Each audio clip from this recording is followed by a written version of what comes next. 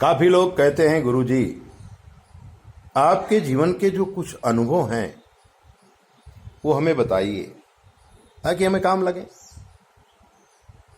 आज का अनुभव बता रहा हूं आपको। वर्षों पहले की बात है। हम अपने आश्रम विभूत बसेरा जा रहे थे। हम गाड़ी लेके ही अहमदाबाद से जाते हैं। कानपुर से आगे निकले थे। सुबह हो गई थी। एक बरगद का पेड़ देखा। उसके थोड़ी दूर में एक चाय की दुकान देखी। बरगद का पेड़ में चबूतरा बना हुआ था। रमणीय स्थल देख करके हैंडपंप भी लगा हुआ था। रमणीय स्थल देख करके हमारी इच्छा हुई कि अब यहीं पर स्नान ध्यान किया जाए, पूजा पाठ किया जाए। हमने गाड़ी रुकवाई थी। शिष्यों से कहा था आसपास से थोड़ा लकड़ी ले आओ, जो ऋषि मुनि करते थे, सील वृत्ति कहते हैं इसको। पेड़ से सूख के लकड़ी गिर जाए और उसको आप ले लो, उसको सील वृत्ति कहते हैं। खेत में से अनाज ले लिया जाए और फिर वो बाली वाली जो गिर जाए वो सीला बिन लेवे, उसको सील वृत्ति कहते हैं। और पुराने जमाने में ऋषि मुनि जो होते सील वृत्ति से ही जीते थे। उनके शिष्य लोग भी गुरु की आज्ञा का पालन करते थे। हमने शिष्यों को कहा जाओ लकड़ी बिन लाओ और एक शिष्य हैंडपंप चालू करो, हम स्नान करेंगे, यहीं पर थोड़ा जलाकर अग्नि प्रज्वलित करके हवन करेंगे और फिर उसी यज्ञ में 2 रोटी बनाएंगे, अपने लिए 1-1 रोटी सबके लिए, क्योंकि हम छोटी रोटी खाते हैं।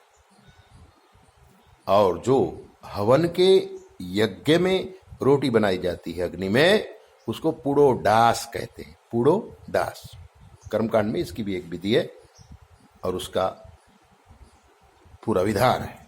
पुड़ो डास, यज्ञ के कुंड में बनाई हुई रोटी को पुड़ो डास कहते हैं। ये शब्द सब लुप्त हो रहे हैं क्योंकि अब पंडितों को भी नहीं मालूम है पुड़ो डास क्या है।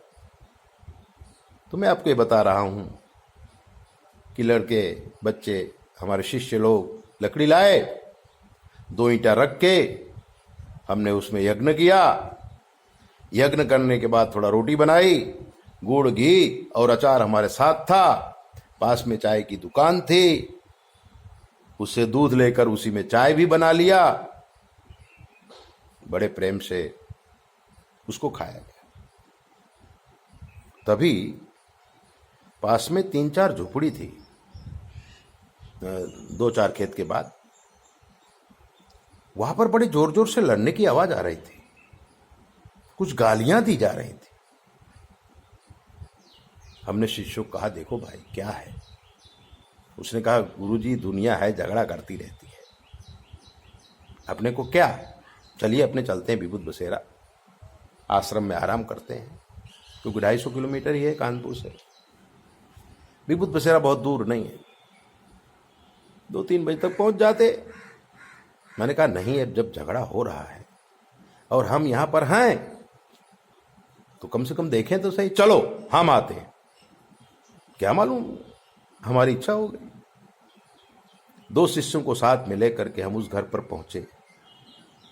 देखा 2 पुरुष जो भाई भाई थे, एक दूसरे को मां बहन की गाली दे रहे थे। बड़ा उग्र वातावरण था। हमने कहा ठहर जाओ, गाली क्यों दे रहे हो, तुम कौन हो? बोले जाओ महाराज अपने रास्ते, आपको नहीं पढ़ना है, हम दोनों भाई हैं। मैंने कहा भाई भले भाई हो, लेकिन जब तुम माँ की गाली देते हो एक दूसरे को, तो माँ तो एक ही है और उस माँ ने आपको 9 महीने अपने उदर में रखा है, उसको गाली दे रहे हो, पाप लगेगा। हम धर्माधिकारी हैं इसलिए तुम्हें पूछ रहे हैं, झगड़े का मूल बताओ, हम उसका निराकरण करेंगे। अंदर से 2 औरतें निकली थी, एक देरानी एक जेठानी। जेठानी ने बोलना शुरू किया था, महाराज ये जो मेरी देवरानी है ना, ये बड़ी उल्टा है। पैदा होते ही मां बाप को खा गई, और जब से हमारे घर में आई है झगड़ा गला गाती रहती है। मेरा बेटा कमा रहा है तो 2 पहिया गाड़ी ले आया है, तो ये जब नहीं तब देवर को कहती है जाओ ये ले आओ, जाओ ये ले आओ, भैया की गाड़ी ले लो, भैया की गाड़ी ले लो। कभी डीजल पुरवाती नहीं है और ऊपर से गाली भी देती है। मैंने कहा क्यों बेटा ऐसा करते हो क्या? बोले गुरुजी गाड़ी तो घर की है ना, अब देवर भाई परे या जेठ भाई परे इसमें क्या फर्क पड़ता है। मैंने कहा बात तुम्हारी सही है, लेकिन जब जेठानी कह रही है कि वो गाड़ी जो है अपने लड़के की कमाई से लाई है, बहुत जरूरी हो तो ले जाओ, लेकिन अब मेला करने जाना है, इधर उधर जाना है, ऐसी बेकार फालतू को जान तो गाड़ी नहीं लेना चाहिए।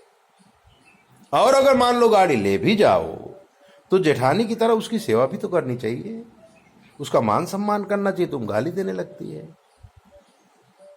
इससे तुम्हारे बच्चे नहीं होंगे और पाप अलग से लगेगा। हमारा बच्चों सत्य होगा, उसको बच्चे थे ही नहीं।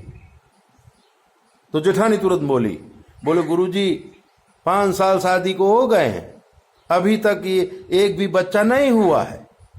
इतनी एक उल्टा है, मैं कहती हूँ पूजा करो, पाठ करो, दान करो, धर्म करो, कुछ नहीं करती, खा के सो जाती है, घर आती रहती है। हमने उसे समझाया था, 100 रुपया भी दिया था। मैं कहा देख बेटा, ये जो बरगद का पेड़ है, इसके नीचे शिव जी रहते हैं,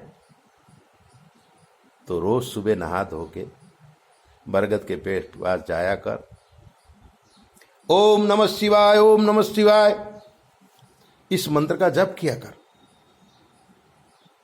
तेरा कल्याण हो जाएगा। औरत को भी राम बाण जैसे हमारे वचन लग गए थे। वो हमारे चरण पकड़ी थी, 100 रुपया नहीं ले रही थी, हमने जबरदस्ती दे दिया। और हमारी गाड़ी में सुखड़ी रखी थी। सुखड़ी गुजरात में गुड़ घी और आटे से बनाते हैं। हमने उसको आधा किलो सुखड़ी भी दे दिया था। पूरा घर खाओ, एक दूसरे गाली देने से क्या फायदा। सबने सुखड़ी खाया था, पानी पिया था, हमारा भी स्वागत किया था, हमको भी चाय पिलाई थी और शिष्य जैसे बन गए थे। 2 साल के बाद हम फिर से गए थे। हमें याद आया था, उसी बरगद के नीचे हम स्नान भी किए थे, हवन भी किए थे, रोटी भी बनाए थे, पुरोडास खाया भी था। तभी वो लोग दौड़ते दौड़ते आए थे, गुरुजी आ गए, गुरुजी आ गए। उनके घर लड़का भी था। ऐसे ही दिव्य बातें जानने के लिए आप हमारे चैनल को सब्सक्राइब करो, लाइक करो। और अगर आपके जीवन में कोई कष्ट है, हमसे पूछ लीजिए। शास्त्र के मत के अनुसार हम आपको जवाब देंगे, बिल्कुल फ्री। 9825200108। जय बोले, अपना ध्यान रखो।